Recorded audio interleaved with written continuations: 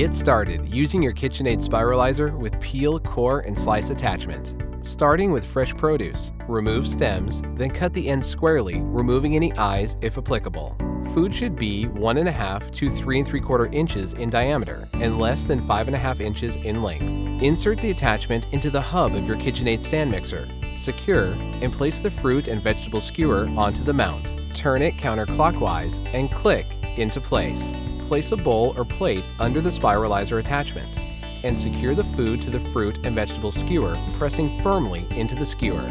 Next, if you're using the peeler, be sure to install it onto the attachment first by sliding it into the bottom of the blade carrier until it clicks into place. Insert your desired blade into the holder at the top. Pull the release lever, then push the blade carrier towards the stand mixer and align the blade core with the center of your food. Press the blade core into the fruit or vegetable for added stability, and you're ready. Begin with the stir speed, and then move to the desired speed that works with your fruit or vegetable. Speeds 4 and 6 usually work best.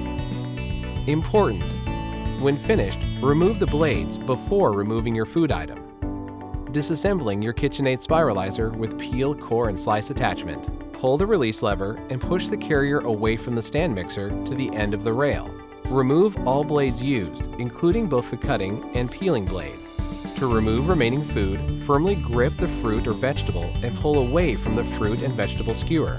Twist the skewer clockwise to unlock it and remove for cleaning. All accessories are top rack dishwasher safe. Wash the Spriralizer body by hand only with a soft, damp cloth. The Spriralizer with peel, core, and slice attachment. Spinning new creations in your kitchen. From Kitchenaid.